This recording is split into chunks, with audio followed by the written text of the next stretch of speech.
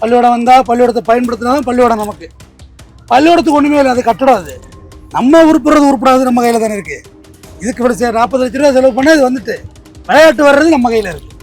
நம்ம தான் விளையாடணும். நானும் ரொம்ப வருஷம் ஆச்சு விளையாண்டு. இது ரொம்ப இந்த டர்ஃப் முயற்சி வந்து இது எக்ஸ்ட்ரானரியான செலவு. 40 lakhs இன்னைக்கு ஒரு பெரிய பில்டிங்கே கட்டலாம்.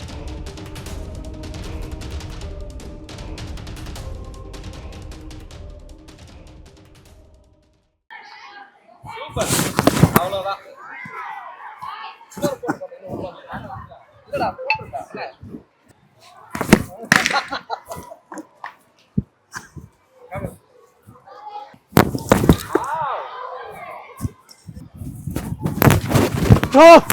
போயிட்டு அனைவருக்கும் வணக்கம். இந்த டர்ஃப் வந்து இன்னைக்கு ஓப்பனிங். இதெல்லாம் வந்து கனவு உலகம். சென்னையில் பெரிய பிஸ்னஸ் ஆகிட்டு இதெல்லாம். ஆனால் இவர் வந்து பள்ளிக்காக மாணவர்களோட நலனுக்காக ரொம்ப வரவேற்க ஃப்ரீயாக பெரிய விஷயம் இதெல்லாம். ஆனால் ஸ்போர்ட்ஸ் மோட்டிவேஷன் வந்து படின்னு ஒரு லைன்லேயே போயிட்டுருக்கான். இன்னொரு லைன் சும்மாவே கிடக்கு. ஸ்போர்ட்ஸு, ஜிம்மு, எத்தலெட்டில் யாருமே இல்லை. அது வேக்கெண்ட்ல ஓடிடலாம். அதுக்கு இந்த லைன் வந்து ரொம்ப உதவியாக இருக்கும். மாணவர்கள் ஃபிசிக்கல் ஆக்டிவிட்டிக்கு கரெக்டாக இருக்கும். அது ரொம்ப பெரிய பொருட்செலவு. இது நம்ம நேர் தென் ஒரு 40 lakhs, 30 to 35 to 40 lakhs செலவு பண்ணியிருக்காரு. ஆனால் கிரவுண்ட் ஒர்க் பண்ணி இதில் மழை பெஞ்சா உள்ளே போயிடும். இது எக்ஸ்ட்ரா பிளாஸ்டிக்கு, மழை பெஞ்சா உள்ளே போயிடும். அதனால் வீணாக போகாது. நல்லா இருக்குது. மேலே ஓப்பன் டெரஸ் தான். பால் வந்து கண்ணாப்பணம் அடித்து வில்லேஜில் எங்கேயாவது போயிடும். இப்போ பந்து பொறுக்க போனால் பாம்பு கிடக்கும் சின்ன பிள்ளைல விளையாடுறது. இதுக்குள்ளேயே தான் பால் இருக்க போகுது. அதனால் ஒன்றும் இஷ்யூ இல்லை. கீழே விழுந்து கேட்ச் பிடிக்கலாம், அடிப்படாது. அதனால் மாணவர்களுக்கு ரொம்ப பயனுள்ளதாக இருக்கும். பயன்படுத்திக்கணும். பள்ளிக்கூடம் வந்தால் பள்ளிக்கூடத்தை பயன்படுத்தினாலும் பள்ளிக்கூடம் நமக்கு. பள்ளிக்கூடத்துக்கு ஒன்றுமே இல்லை, அது கட்டடம். அது நம்ம உருப்புறது உருப்படாது நம்ம கையில் தானே இருக்குது. இதுக்கு விட 40 லட்ச ரூபா செலவு பண்ணால் இது வந்துட்டு விளையாட்டு வர்றது நம்ம கையில் இருக்குது. நம்ம தான் விளையாடணும். நானும் ரொம்ப வருஷம் ஆச்சு விளையாண்டு. இப்போ நீங்கள் மெட்ராஸ்ல இருந்து வந்திருக்கீங்க. சென்னையில் நிறைய ஸ்கூல்ஸ்க்கும் சீஃப் கெஸ்ட் போயிருப்பீங்க. சென்னையிலையும் சிபிஎஸ்சி ஸ்கூல்ஸ் போயிருப்பீங்க. இது கிராமத்தில் இருக்கிற ஒரு சிபிஎஸ்சி பள்ளி. ஃபீஸும் நாங்கள் ரொம்ப கம்மியாக தான் வாங்குறோம். அது நீங்கள் மாணவர்களுக்கு கேட்டாலே சொல்லுவாங்க. அங்க நீங்க பார்த்த பள்ளிகளுக்கும் இப்ப நீங்க இந்த எங்க ஊருக்கு வந்திருக்கீங்க, ரெட்டனைக்கு வந்திருக்கீங்க. இந்த ஊருக்கும் நீங்க எப்படி ஃபீல் பண்றீங்க, என்ன உணர்றீங்க? நான் எப்படின்னா சொல்றேன், இந்த நானும் வில்லேஜ், பக்கா வில்லேஜ். இதை விட கிராமம் எங்களுது. அங்கெல்லாம் சிபிஎஸ்சி பள்ளிக்கூடம் இல்லை, உள்ளூர்ல இல்லை. ஃபர்ஸ்ட் டைம் நான் அந்த ஒரு விழாவுக்கு வந்தேன். இங்கே ஒரு 2 வருஷத்துக்கு முடிச்சு ஒரு சீஃப் கெஸ்ட் ஆகும். அப்போ வந்து பார்த்தப்ப இந்த வில்லேஜுக்குள்ளே எப்படி இதெல்லாம் வந்து நினச்சி மாணவர்களோட எளிய வருமானத்தில் வாங்கணும் ஃபீஸு. சென்னையெல்லாம் பார்த்தீங்கன்னா ஃபுல் பிஸ்னஸ். இது ஒரு பெரிய இடம் இருந்து கட்டணம் கட்டி தான் வியாபாரம் தான். இது யார் ஒன்றும் ஸ்கூல் வந்து வச்சுருவாங்க. ஆனால் இந்த கிராமத்துக்குள்ளேருந்து ரன் பண்ணணும். எல்லாம் விவசாய வீட்டு பிள்ளைகள் வருவாங்க, ஏழை எளிய பிள்ளைகள் வருவாங்க, நடுத்தர பிள்ளைகள் வருவாங்க. அவங்கள்ட்ட ஃபீஸ் வந்து ரெகடாக கேட்க முடியாது. ஃபீஸ் இல்லாமல் காலேஜ் ஸ்கூலும் நடத்த முடியாது. எல்லாருக்கும் சம்பளம் போட்டாங்க 1ஆம் தேதி. ஆனால் ஃபீஸ் கொடுக்கல, அதனால லேட்டாக சம்பளம் போடுறேன்னா யாரும் ஒத்துக்க மாட்டாங்க. அது சரியாக வராது.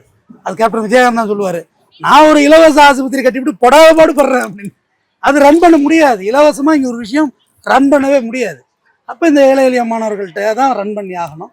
இது ரொம்ப இந்த டர்ஃப் முயற்சி வந்து இது எக்ஸ்ட்ரானரியான செலவு. 40 lakhs இன்னைக்கு ஒரு பெரிய பில்டிங்கே கட்டலாம்.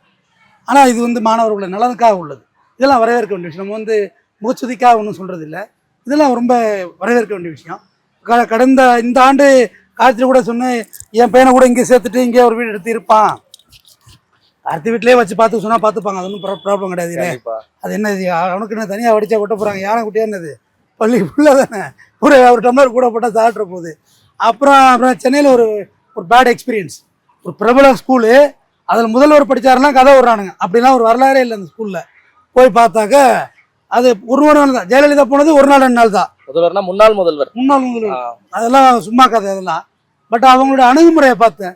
இவ்வளோ ஒரு ஒஸ்ட் பிஹேவியர் இருக்குது, இதெல்லாம் எப்படி இவங்க ரன் பண்ணுவாங்க அப்படின்னு சொல்லி. 1ஆவது சேர்க்குற பையன்ட்ட என்னங்க தெரியும் அவனுக்கு? கொஸ்டின் ஆன்சர் எழுதுனா என்னங்க எழுதுவான்? நீங்கள் வைக்கிறது ஒரு ஐவாஷுக்கு வைக்கிறீங்க, ஃபீஸ் அப்படியே கேட்குறதுக்கு 1 லட்சத்தி சில்லற ஃபீஸ். ஃபீஸ் எல்லாம் பே பண்ணுறேன். பட் 1ஆவது படிக்கிற பிள்ளைங்க அவனுக்கு என்னங்க தெரியும் அப்படின்னா, இல்லை இதெல்லாம் ஃபில்லிங் தி பிளாங்க்ஸ் எல்லாம் பண்ண தெரியலன்னாங்க. 10ஆவது படிக்க தெரிஞ்சப்போ எனக்கு பண்ண தெரியாது, 1ஆவதுல எப்படி பண்ண தெரியும்? அட போங்க, நான் வந்துட்டேன். இது ஒன்றும் பிள்ளைய படிக்க வைக்க மாட்டீங்க, அவன் பிக்கப் ஆக மாட்டான் அப்படின்னாங்க. இதுனா பஸ்ஸா இல்லை ஆட்டோவா, பிஸ்னஸாக பிக்கப் ஆகிறதுக்கு? அப்புறம் வந்துட்டு அப்புறம் வாங்கன்னு சேர்த்த ஸ்கூலில் கொண்டு சேர்த்துட்டேன். அடுத்தவங்க அந்த ஸ்கூல்லே சேருங்க சார், வாங்க இங்கே வாங்க சேர்த்துக்கலான்னு கொண்டு சேர்த்துட்டேன். வேணாங்கிற ஸ்கூலில் கொண்டு ஏன் சேர்க்கணும்? அதனால இந்த வில்லேஜ் அட்மாஸ்பியரில் நல்ல கிரவுண்டு, பெரிய கிரவுண்டு இருக்குது. அந்த பக்கம்லாம் கபடி விளையாடலாம். சாயந்தரத்தில் மாரமெல்லாம் கொண்டு விளையாடுறோம். அதனால் வெயிலில் ரொம்ப நேரம் நிற்க முடியல. மாணவர்களுக்காக வேண்டி என்னோட உரையை முடித்துக்கிட்டு அடுத்த சந்திப்போம். எங்களுக்காக எங்க மாணவர்களுக்காக இவ்வளவு தூரம் வந்ததுக்காக மனமார்ந்த நன்றிகள். நன்றி.